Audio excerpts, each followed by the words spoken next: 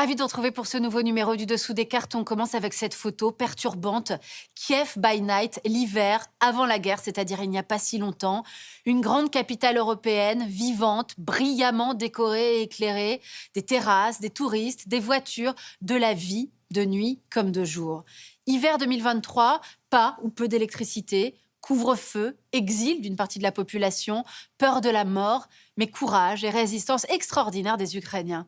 Alors, on a voulu constater comment cette offensive lancée par Poutine contre l'Ukraine en février 2022, qui en réalité avait commencé dès 2014 avec l'annexion de la Crimée, a pu à ce point ravager un pays en quelques mois. Revoir cet enchaînement des événements qui a conduit le continent européen à revivre la guerre à l'ancienne, une guerre de territoire où un État viole les frontières d'un autre. Sortons nos cartes. L'Ukraine est ce pays écartelé entre deux grandes aires d'influence géopolitique, l'Union européenne à l'ouest et la Russie à l'est. Son territoire avant l'occupation russe comptait 600 000 km², un peu plus que celui de la France. De plus, l'Ukraine possède des terres noires, agricoles, parmi les plus fertiles au monde, et son sous-sol contient des minerais et du charbon dans la fameuse région du Donbass. Ses richesses, sa position géographique, ainsi que son accès à la mer Noire, qui borde le pays au sud, expliquent cette importance stratégique de l'Ukraine aux yeux du Kremlin.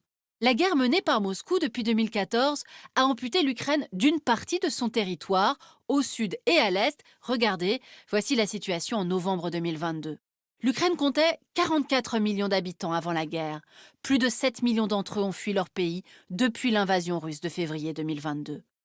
Terre de brassage et de population, c'est une nation multi-ethnique où cohabitaient avant la guerre 77% d'habitants d'origine ukrainienne, 17% d'origine russe et de nombreuses minorités ethniques. Héritage de son passé, l'Ukraine est un pays largement bilingue. 2 tiers des habitants parlent l'ukrainien, 1 tiers le russe.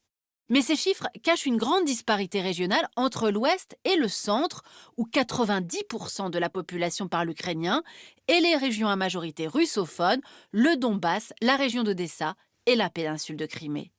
Alors voyons à présent comment cette langue russe s'est établie en Ukraine. Le nom du pays, Ukraïna, signifie les confins en russe. En effet, à partir du milieu du XVIIe, l'Empire russe étend son emprise sur l'Ukraine jusqu'au Dniepr et même au-delà. Le tsar Alexis Ier règne alors sur ce qui est appelé la Petite Russie. Au XVIIIe, Catherine de Russie étend l'empire vers les rives de la mer Noire et vers l'ouest. La région de Lviv, jusqu'alors polonaise, passe sous le contrôle des Habsbourg. 1917, la révolution bolchevique permet à l'Ukraine de déclarer son indépendance pour une brève période. Elle voit l'émergence d'un mouvement nationaliste. Mais en 1922, le pays devient une république de l'Union soviétique et repasse dans l'orbite russe. La période soviétique est d'abord marquée par la collectivisation forcée de l'agriculture décrétée par Staline. Elle conduit à la grande famine, l'Holodomor en ukrainien, de 1932 à 1933, une famine qui fera 4 millions de morts. Pendant la Seconde Guerre mondiale, dans l'ouest du pays, une frange des nationalistes ukrainiens s'allie aux nazis, qui occupent une grande partie de l'Ukraine, tandis que des millions d'Ukrainiens sont enrôlés dans l'armée rouge pour combattre l'Allemagne. Près d'1,5 million de Juifs seront exterminés sur le territoire ukrainien, l'immense majorité d'entre eux abattus par balles. Après-guerre, l'Ukraine étend son territoire à l'ouest et au sud et devient à la fois le grenier à blé et la deuxième région industrielle de l'Empire soviétique. 1991, l'éclatement de l'URSS permet enfin aux Ukrainiens de choisir l'indépendance avec plus de 90% des voix. Après 3 siècles de domination de Moscou, le pays frère slave prend le chemin de la séparation. Lors des élections présidentielles de 2004, c'est la rupture. En effet, Moscou accepte mal la volonté de Kiev de se rapprocher de l'Union européenne et de l'OTAN, qui s'élargissent alors toutes deux vers l'Est. Les fraudes massives du candidat pro-russe Viktor Yanukovych déclenchent la fameuse révolution orange en soutien au candidat pro-européen Viktor Youtchenko, qui remporte finalement le vote. Le pays est alors divisé, comme en témoigne cette carte des résultats du second tour.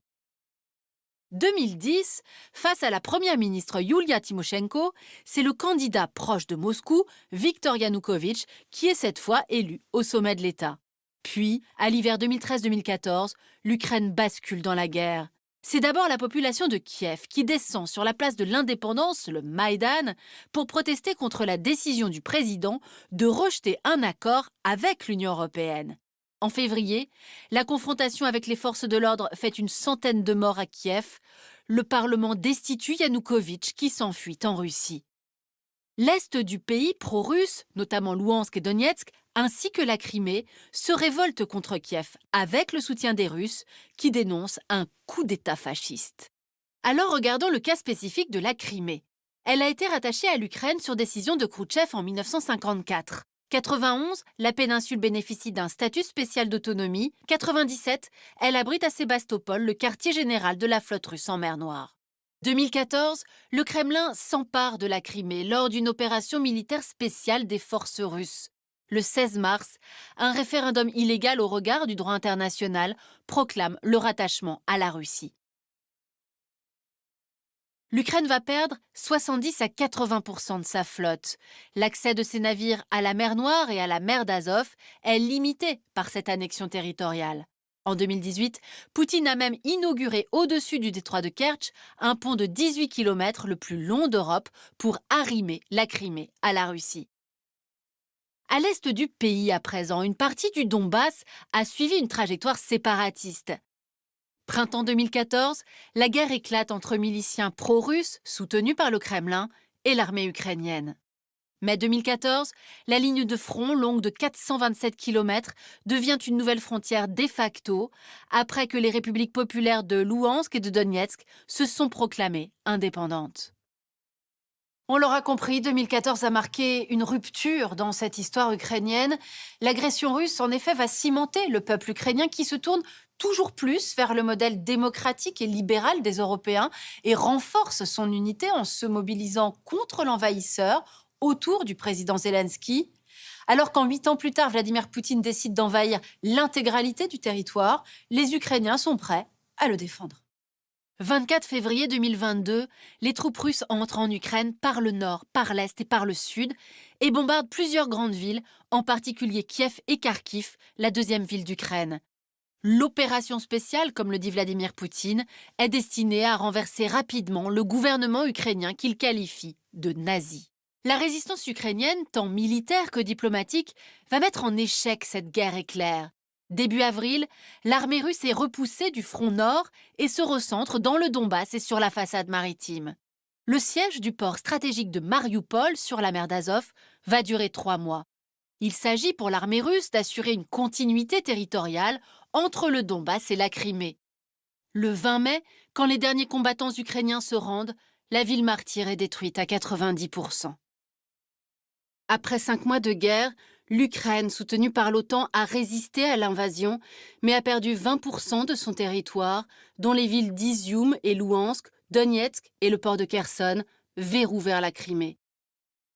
Toutefois, l'armée ukrainienne a empêché la prise du grand port d'Odessa, 3e ville du pays, qui bloque également l'avancée des troupes russes vers la Transnistrie, une république séparatiste pro-russe appartenant à la Moldavie.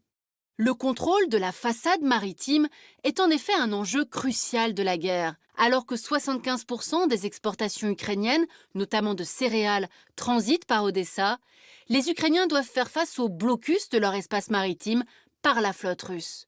En juillet, un accord passé sous l'égide de l'ONU et de la Turquie permet à l'Ukraine d'exporter quand même son blé et son maïs, tandis que la famine menace dans plusieurs pays acheteurs, en Afrique et en Asie. Début septembre, l'armée ukrainienne, qui a été équipée d'armes modernes par ses alliés européens et surtout américains, passe à la contre-offensive à l'est et au sud de l'Ukraine. Elle récupère en quelques jours 3000 km² avec la ville d'Izium et une partie de la région stratégique de Kherson. Le Kremlin réagit en bombardant Kiev, puis il organise des référendums dits d'adhésion à la Fédération de Russie dans les districts de Zaporizhzhia, où les Russes contrôlent la plus grande centrale nucléaire d'Europe, dans ceux de Louhansk, Donetsk et Kherson. 30 septembre, les décrets d'annexion à la Russie sont signés en grande pompe. Cette fuite en avant permet à Vladimir Poutine de brandir la menace nucléaire en cas d'atteinte à ces nouveaux territoires annexés et pour protéger ceux qu'il considère désormais comme des citoyens russes. Ce chantage à l'escalade nucléaire et la mobilisation partielle en Russie n'ont pourtant pas empêché l'armée ukrainienne de poursuivre sa contre-attaque. Percée dans le Donbass, bombardement du pont de Kerch, attaque de drones sur Sébastopol et surtout reprise de Kherson, la seule capitale régionale conquise par l'armée russe au tout début de la guerre. Voilà pour ce rappel des faits, 1 an de guerre en Ukraine si l'on part de l'offensive russe de février 2022. Mais en réalité, on l'a vu, une offensive qui a commencé bien plus tôt avec l'annexion de la Crimée et la guerre du Donbass. Entre-temps, l'identité nationale ukrainienne s'est consolidée, Kiev revendiquant son ancrage européen et démocratique. Aujourd'hui, le régime poutinien a donc échoué à russifier l'Ukraine. Il compense désormais cet échec en terrorisant les Ukrainiens, en les privant, en cet hiver 2023, de chaleur et de lumière dans tous les sens du terme. Il faut la suivre sur Twitter et la lire quand elle publie. La chercheuse franco-ukrainienne Anna Colin-Lebedev est l'auteure de Jamais frères aux éditions du Seuil. Ainsi s'achève ce nouveau numéro du Dessous des cartes. Rendez-vous bien sûr la semaine prochaine, même endroit, même heure. Et d'ici là, n'oubliez pas notre site internet arte.tv sur lequel vous retrouverez notamment nos leçons de géopolitique. À bientôt.